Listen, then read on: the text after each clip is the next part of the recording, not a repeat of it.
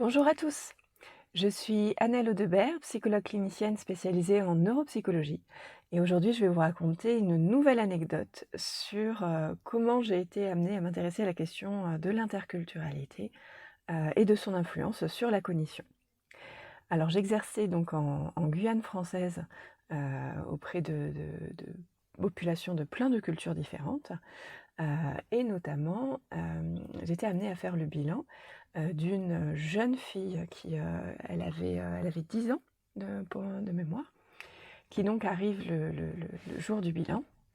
Cette jeune fille, âgée de 10 ans donc, arrive et je note tout de suite quand elle est en train de s'asseoir et de s'installer que, il n'y a pas de filtrum, entre le nez et la bouche, les yeux sont un peu écartés, les plis au niveau des yeux sont particuliers, la hauteur des oreilles est un peu particulière, donc voilà, des petits signes de dysmorphie faciale qui me font penser tout de suite à un syndrome, d'alcoolisation fœtale, un SAF. Et très étonnée, je me dis: «Bon, les signes de dysmorphie faciale sont généralement repérés très tôt, en fait, chez le bébé». Heu et comment ça se fait qu'à 10 ans, on me l'envoie pour suspicion de déficience intellectuelle et que jamais personne ne s'est posé la question, d'un syndrome d'alcoolisation fœtale? Parce qu'effectivement, la déficience intellectuelle se retrouve souvent dans ce syndrome. Donc je me suis dit: «Est-ce que cette question-là n'a jamais été posée à la maman? Ou est-ce qu'elle a été posée, mais que ça a été mal compris? Ou alors est-ce qu'il n'y a pas eu consommation d'alcool?» Et pour le coup, les dysmorphies faciales, relèvent d'un syndrome génétique. Donc ouais, je me suis posé un peu des questions et en regardant un peu le dossier médical et en parlant après avec la maman, je me rends compte que la question de la consommation de l'alcool a été posée à cette maman et que cette maman avait répondu non. Et puis vraiment, je sens que cette maman est tout à fait, authentique dans l'entretien. La relation est bonne, les propos, je n'ai aucun signe, je ne vois pas l'intérêt de remettre en question vraiment les propos de cette maman. Donc je repose quand même la question, vous n'avez pas consommé d'alcool, durant votre grossesse? Donc cette question qui était traduite, hein, par un médiateur culturel à mes côtés. Donc il me répond: «Bah non, non, non, non». Je suis: «D'accord. Est-ce que vous avez consommé de la bière pendant votre grossesse?» «Ah oui!» «OK». Et donc effectivement, je me rends compte rapidement que, dans beaucoup de cultures en Guyane, heu, il n'y a pas pour eux, il n'y a pas d'alcool dans la bière, en fait. La bière n'est pas considérée comme un. Donc en fait, à chaque fois que cette maman avait rencontré un professionnel de santé qui lui avait posé cette question, de consommation d'alcool, elle répondait en toute sincérité qu'effectivement non, elle n'avait pas consommé d'alcool. Par contre oui, elle avait consommé beaucoup de bière et de façon régulière pendant sa grossesse. Voilà. Donc je me suis dit: «Ouh là, effectivement, la mise en forme de la question peut être super importante».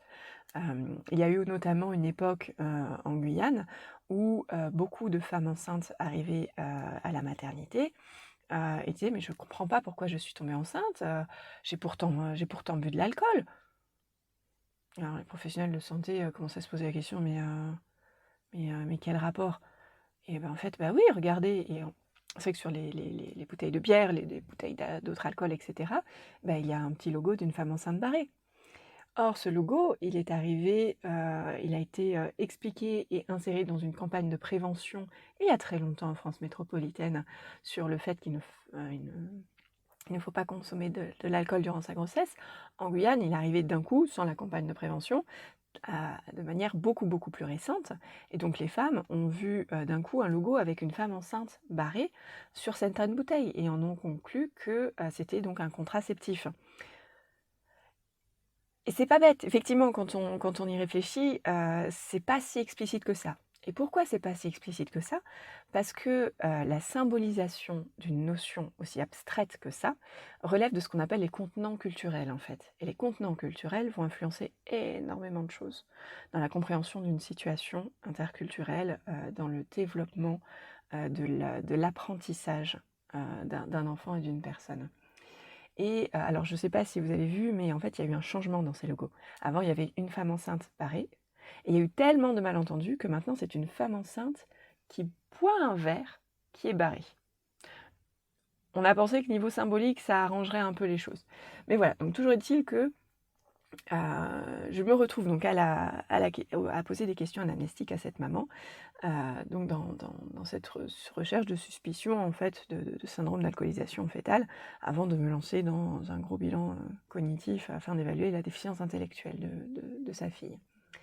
Et là aussi, je me rends compte que grâce à de super médiateurs culturels, que je n'ai pas posé les bonnes questions tout de suite. Parce que dans les bonnes questions que j'aurais dû poser, il y avait aussi la consommation de certaines choses, soit traditionnelles, soit qui relèvent des coutumes et des croyances des personnes qui avaient en face de moi.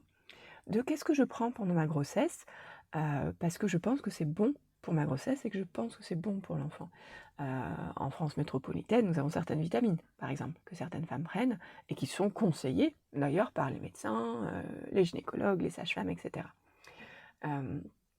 Si on s'intéresse à la médecine un peu plus traditionnelle, les femmes que je rencontrais, les mamans des enfants que je devais bilanter, lors de leur grossesse, en fait, avaient pris des choses un peu plus traditionnelles et il fallait que je pense à leur poser la question de quoi exactement. C'est là, entre autres, que j'ai découvert le Pemba, des petites boules d'argile que les femmes ingèrent mais qui contiennent des traces d'aluminium, l'aluminium qui passe la barrière placentaire et qui se fixe directement sur le cerveau en développement du fœtus. Ça aussi, je ne l'ai pas vu venir tout de suite et j'ai dû penser régulièrement à poser cette question lors de l'anamnèse après, sur est-ce que vous avez pris des traitements un peu plus traditionnels par rapport à votre grossesse.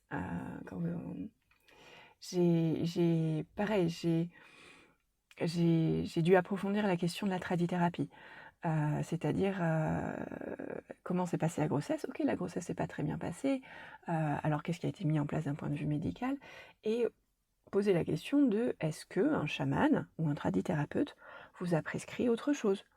Et là, vous vous rendez compte que les plantes, les infusions de plantes qui ont été recommandées à cette maman quand elle était enceinte étaient l'équivalent d'un antiépileptique, d'un anxio, de Ritaline.